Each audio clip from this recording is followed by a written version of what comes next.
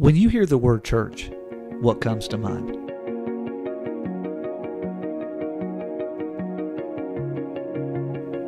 For some, it might be preaching.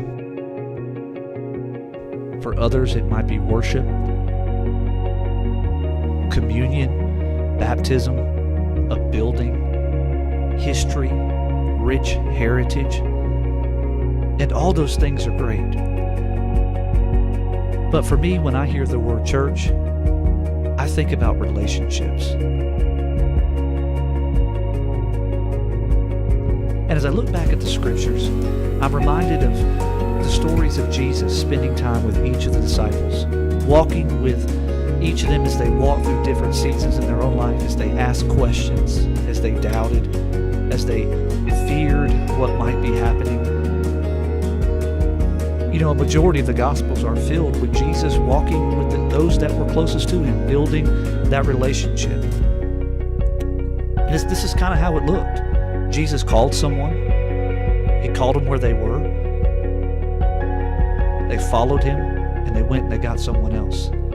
You know, for Jesus, he understood their past, their history of what they've been through, what shaped them, what their hang-ups were.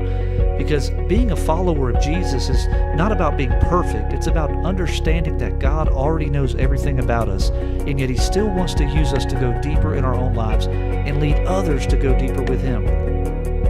You know, for me, relationships and discipleship go hand in hand. See, discipleship is about walking with people where they are with a purpose in mind. It's about building a relationship with them in the messiness of life. See, because Jesus took the time to get to know those he was loving and those he was pouring into. It wasn't perfection he's after, and it still isn't perfection he's after. What Jesus is looking for is a willingness to walk with him and lead others to know him. Discipleship is about becoming a follower of Jesus and leading others to follow him at the same time. It's serving and leading. And that's what discipleship, the very essence of what it's all about.